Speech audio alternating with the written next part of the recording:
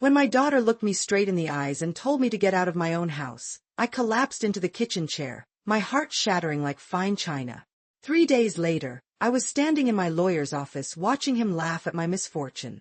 That's when I realized family is like a beautiful antique mirror, one crack, and all you see are distorted reflections of what you once believed was true.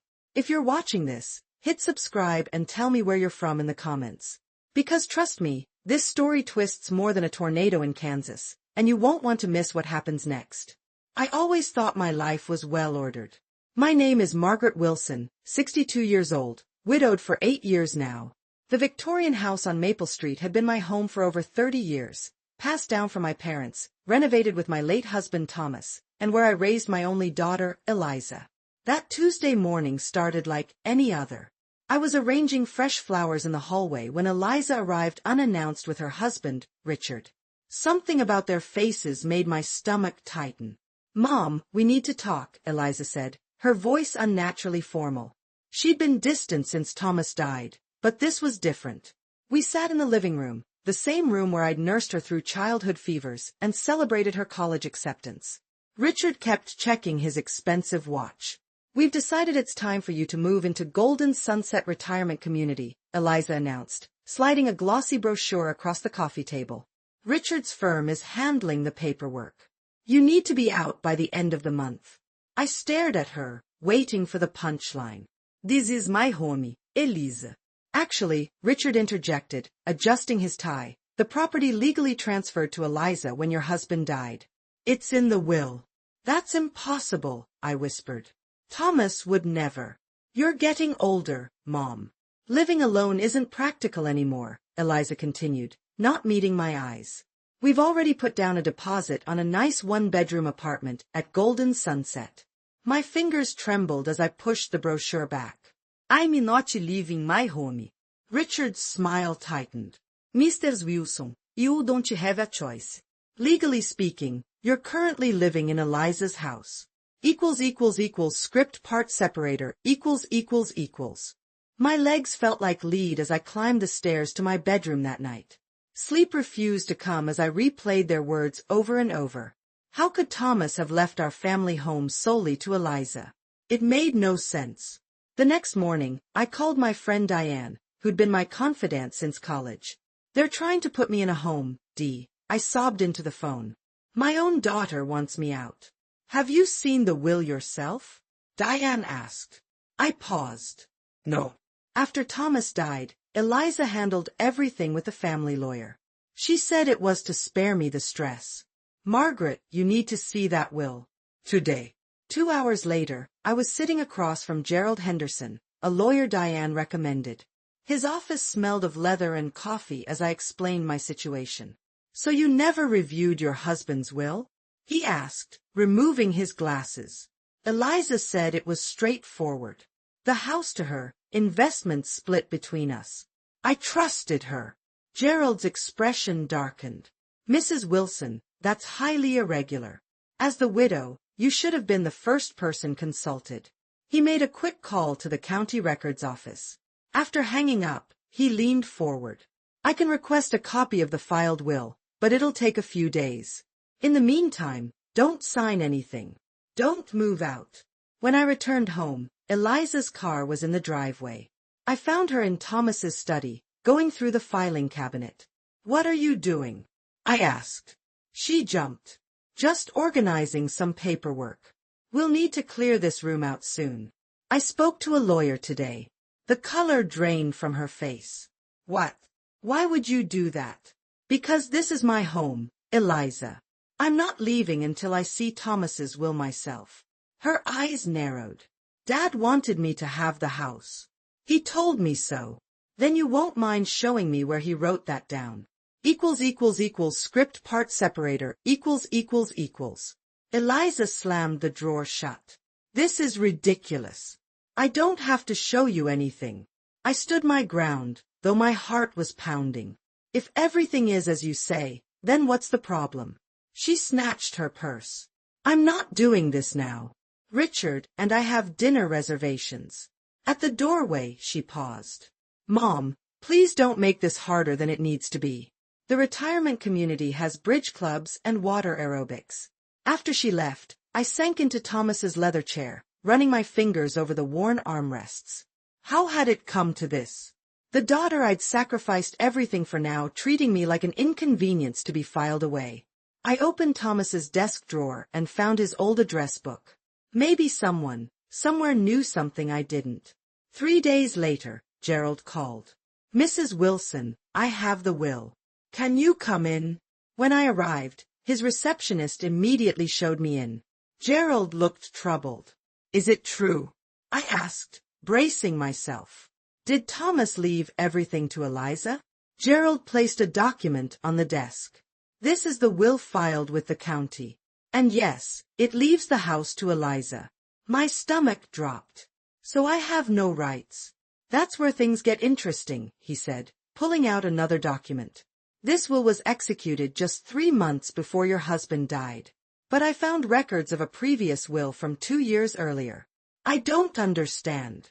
The signature on this newer will doesn't match your husband's signature on other legal documents. I'm not saying it's forged, but... He let the implication hang in the air. Are you saying Eliza might have?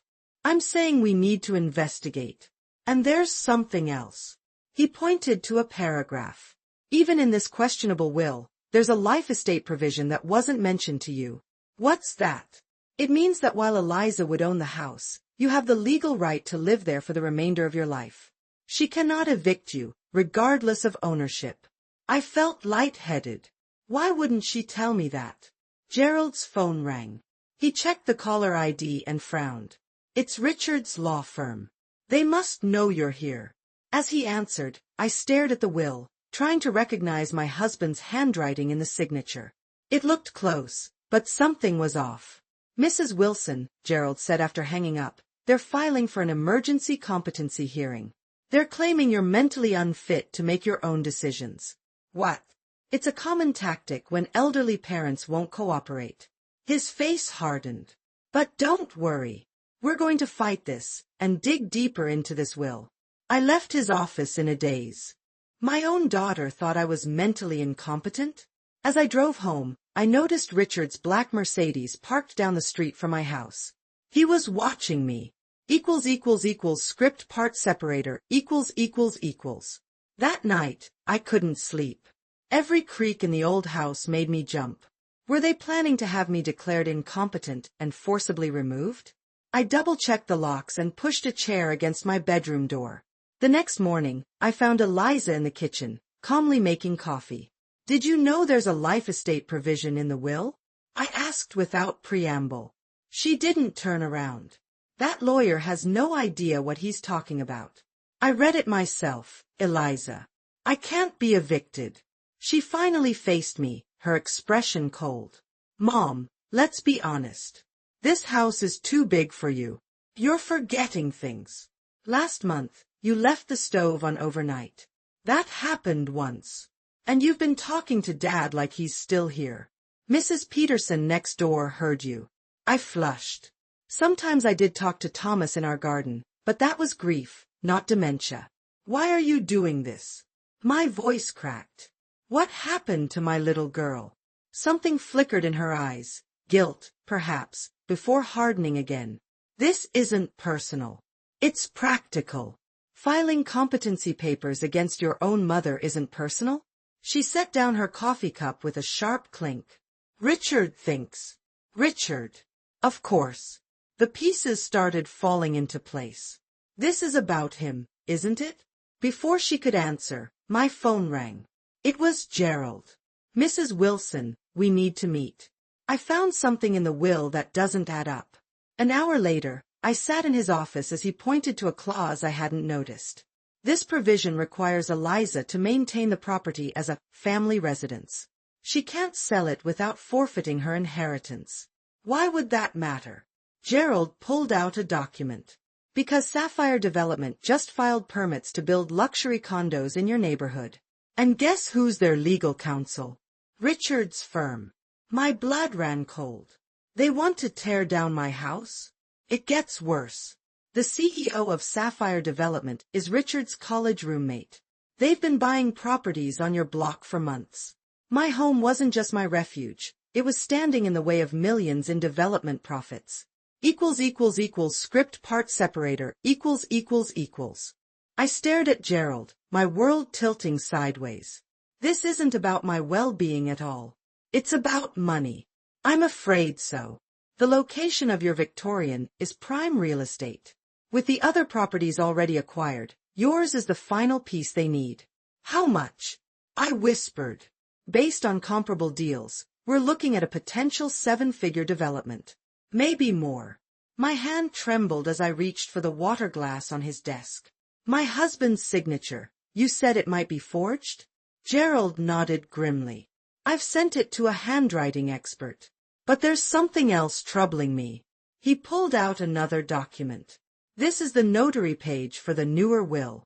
The notary was someone named James Fletcher. I don't know any James Fletcher. Exactly. And when I checked with the state notary division, there is no James Fletcher licensed in our state during that period. The implications hit me like a physical blow. My own daughter had potentially forged her father's will, using a fake notary to make it look legitimate. What do we do now? I asked. We counterfile immediately. Challenge the competency hearing and request an emergency injunction to prevent any transfer of the property. He leaned forward. Mrs. Wilson, I need to ask you a difficult question. Are you prepared to take legal action against your daughter? The question hung heavy in the air. Despite everything, Eliza was still my child. But the house wasn't just bricks and wood. It was my history, my security, my rightful home. Yes, I said, my voice stronger than I expected. I need to protect myself. Gerald nodded. Then there's something else you should know. I found the lawyer who handled your husband's original will, Martin Graves. He retired to Florida 5 years ago, but I spoke with him this morning. He remembers your husband very clearly, and he's willing to testify about his true intentions. For the first time since this nightmare began, I felt a flicker of hope. When can we talk to him? That's the problem. Richard's firm has already reached out to him with threats of a defamation lawsuit if he gets involved. They're moving fast, Mrs. Wilson. They know we're onto them. Script part separator equals. As I drove home, my phone buzzed with a text from Eliza. We need to talk. I'm at the house. I gripped the steering wheel tighter. After what Gerald had told me, I wasn't sure I could face her without breaking down. But I needed answers. When I pulled into the driveway, I noticed Richard's car was missing. Good. I wanted to speak to my daughter alone. Eliza was sitting in the living room, staring at old family photos. She looked up when I entered, her face unreadable. I know about Sapphire Development, I said without preamble. Her eyes widened slightly before she composed herself. Mom, it's not what you think. Really? Because I think you and Richard are trying to force me out so you can sell my home to developers. It's not just about the money, she said, standing up. This house is falling apart. The foundation needs work. The wiring is ancient. Stop lying. My voice echoed through the room. I've seen the permits, Eliza. I know what Richard is planning. She paced the room, suddenly agitated. You don't understand what's at stake. Then explain it to me. Why would you forge your father's will? She froze. I didn't. The notary doesn't exist, Eliza. Did you think I wouldn't find out? To my surprise, tears welled in her eyes. Richard said it was the only way. Dad promised me the house, but the will Martin drew up had that stupid life estate clause. Richard said we needed to protect our investment. Your investment. This is my home. You don't know what he's like when he doesn't get his way, she whispered, suddenly looking very young and frightened. The development deal is everything to him. His firm is struggling, and his partner is threatening to force him out if this doesn't go through. I felt a chill. Is Richard threatening you, Eliza? Before she could answer, the front door slammed open. Richard stood there, his face contorted with rage. What the hell do you think you're doing? He snarled at Eliza. Script part separator equals. Richard's face was flushed as he stormed into the living room. I watched my daughter shrink before my eyes, transforming from the confident woman who had demanded my eviction into a frightened girl. I told you not to talk to her alone, Richard hissed at Eliza, gripping her arm. Take your hands off my daughter, he said, stepping forward. He turned to me, his lawyer's mask slipping to reveal something ugly underneath. This doesn't concern you anymore, Margaret. The competency hearing is scheduled for Monday. By next week, you'll be in supervised care where you belong. Richard, please, Eliza whispered. Maybe we should just... Shut up. He snapped. Do you have any idea what you've done? I just got a call from my partner. Your mother's lawyer is filing injunctions against us. Isso todo my ground. Gerald found Martin Graves. Thomas's real lawyer. The color drained from Richard's face. That's impossible. Graves is alive and well in Florida, I finished. And very interested in testifying about my husband's actual wishes. Richard released Eliza's arm and straightened his tie, switching tactics. Margaret, be raisonnable. This development will benefit everyone. We're prepared to offer you a very comfortable settlement. I don't want your money. I want my home. His smile became razor-thin. Then I'll make sure you spend your remaining years in a state facility. By the time we're done proving your incompetence, no private care home will take you. Eliza gasped. Richard, eu promise do vou do te. Your mother has forced my hand, he cut her off. This deal is happening, one way or another. As he spoke, I noticed something I'd missed before, the slight slur in his words, the overly bright eyes. He was drunk, and dangerous with it. I think you should leave, I said firmly. Richard Laugid, ugly sound. You don't give orders in this house anymore. He stepped toward me, looming. If you touch me, I said quietly, I'll have you arrested for assault. How will that look for Sapphire's star lawyer? Script part separator, Richard froze, his hand midair. Behind him, I saw Eliza pull out her phone.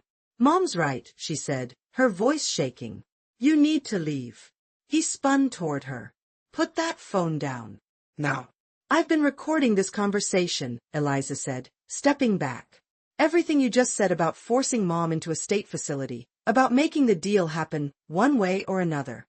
I felt a surge of pride through my shock. Perhaps my daughter wasn't completely lost to me after all. Richard lunged for the phone, but Eliza dodged him. Touch me again, and I send this to your partners. You ungrateful little, he caught himself, visibly struggling to regain control.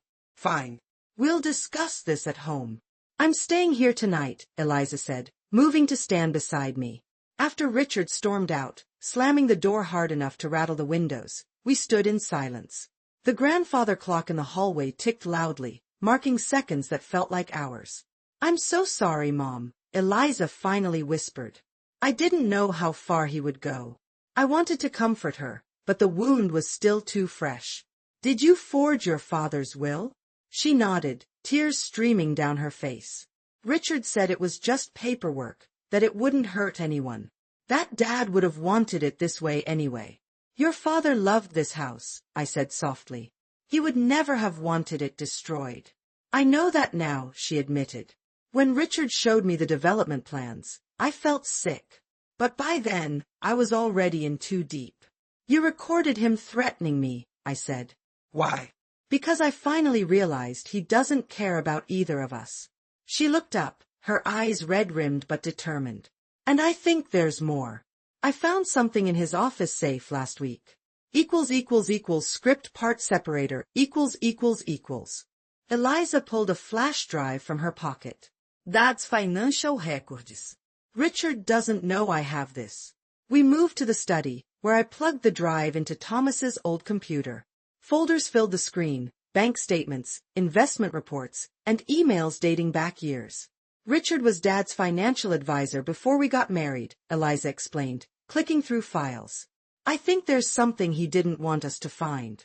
As we scrolled through documents, a pattern emerged. Large sums had been transferred from Thomas's accounts to offshore holdings in the months before his death. That's not right, I said, pointing to a $250,000 withdrawal.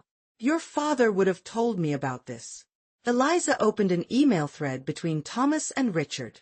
The final message, dated 1 week before Thomas' fatal heart attack, made my blood run cold. Richard, I've reviewed the statements. These transactions were never authorized. If you can't explain where my money has gone, I'll be contacting the authorities tomorrow. This ends now. My God, I've espered. Do you think? Eliza's face was pale. Richard had access to Dad's heart medication. He was always bringing it from the pharmacy.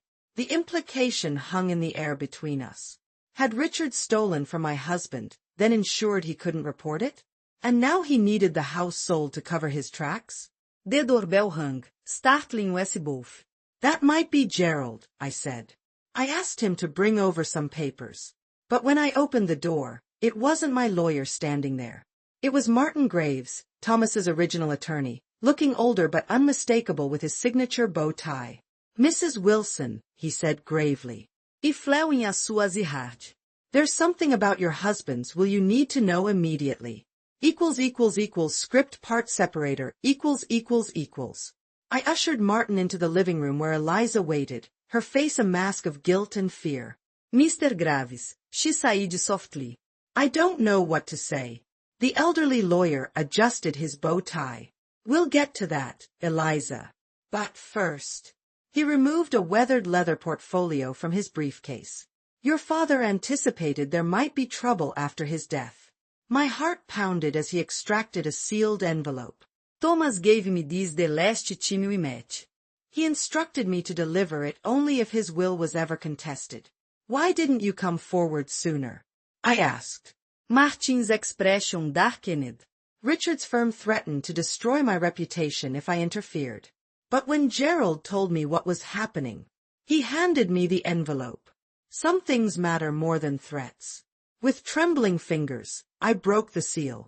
Inside was a letter in Thomas's handwriting and a small key. My dearest Arestes Margaret, Iridia Load, my voice break.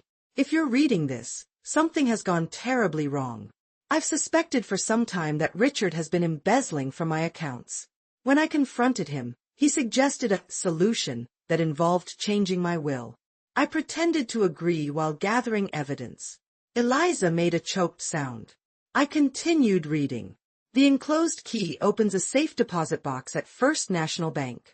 Inside is evidence of Richard's financial crimes and my true will, which leaves everything to you with provisions for Eliza.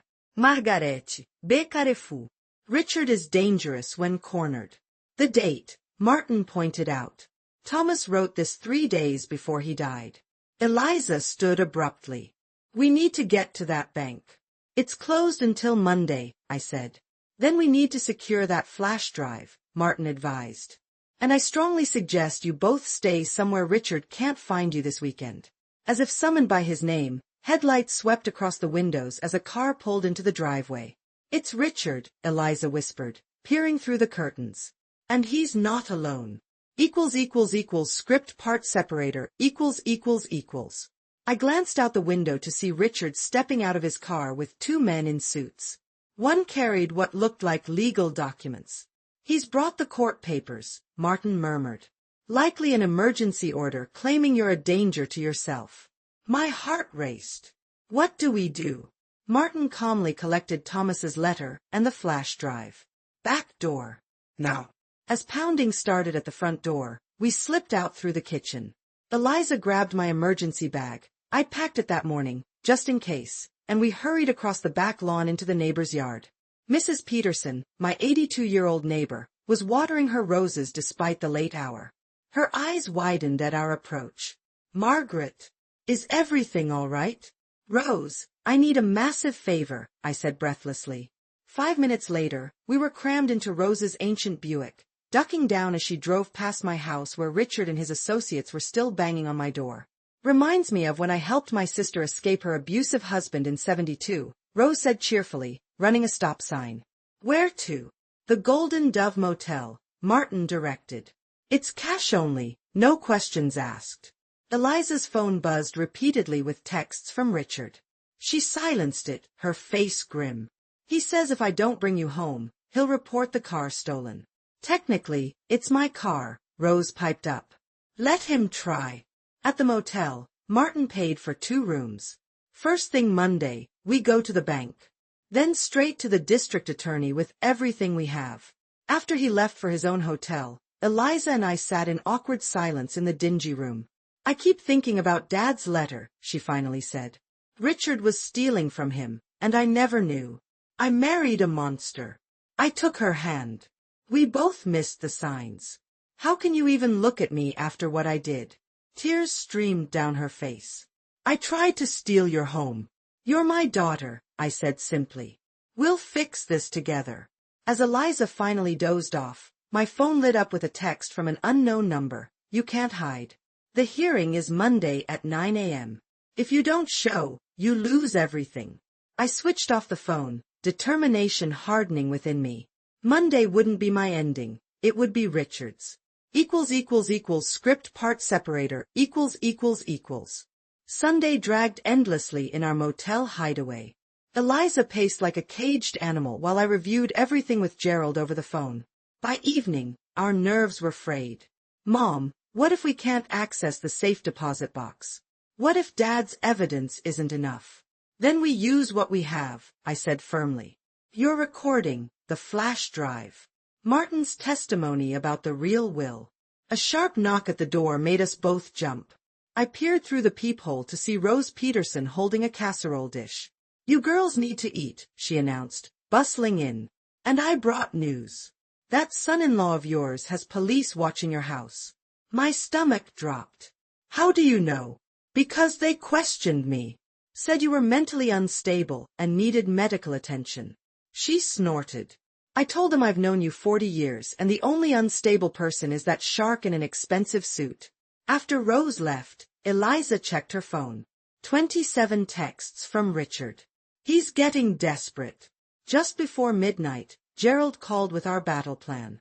The hearing's at 9 a.m., but we're arriving at 7:30 to file our countermotions. The bank opens at 8. If we can get Thomas's evidence before court, we can blindside Richard completely. I barely slept that night, memories of Thomas swirling through my mind. Had Richard really hastened my husband's death to cover his financial crimes? The thought made me physically ill. When my alarm buzzed at 5 a.m., I found Eliza already dressed, her expression resolute. Let's take back what's ours, Mom. Script part separator ===. We arrived at First National Bank at exactly 8:01 a.m., Martin and Gerald waiting by the entrance. A bleary-eyed manager unlocked the doors with visible reluctance. I need access to a safe deposit box, I said, producing my ID and Thomas's key. The process seemed to take forever, forms to sign, verification protocols. My hands trembled as the manager finally led us to the vault. Box 413, he announced, inserting his key alongside mine. The metal drawer slid open to reveal a sealed manila envelope and a micro-recorder. Martin checked his watch. 20 minutes until the hearing. Back in Gerald's car, I tore open the envelope. Inside were bank statements showing unauthorized transfers from Thomas's accounts to shell companies linked to Richard, along with a notarized affidavit from Thomas detailing his suspicions. The recorder contained something even more damning, a conversation between Thomas and Richard where my son-in-law essentially admitted to the embezzlement and suggested revising the will to cover it up. This is everything we need, Gerald said, pulling into the courthouse parking lot. Richard stood on the steps with his legal team, his face registering shock when he spotted us. Eliza kept her head high as we approached. You shouldn't have come, Richard hissed. You're only embarrassing yourself. Actually, I think that honor belongs to you, I replied, nodding to Gerald who handed copies of Thomas's evidence to the court clerk. As we entered the courtroom, I spotted a familiar face in the back row. Detective James Miller, Thomas's old friend from the police department. He gave me a subtle nod. All rise, the bailiff called as the judge entered. The battle for my home, and justice for Thomas, was about to begin. Judge Harriet Monroe stared at the documents spread across her bench, then removed her glasses with deliberate slowness. Let me make sure I understand, she said, her voice cutting through the silent courtroom. Mr. Campbell, you filed for emergency guardianship of your mother-in-law, claiming she's mentally incompetent, while simultaneously embezzling from her late husband and forging his will. Richard's attorney stood. Your Honor, these allegations are completely unfounded. I have a recording here that suggests otherwise, the judge interrupted, holding up Thomas's micro-recorder. And the district attorney's office is very interested in reviewing these financial records.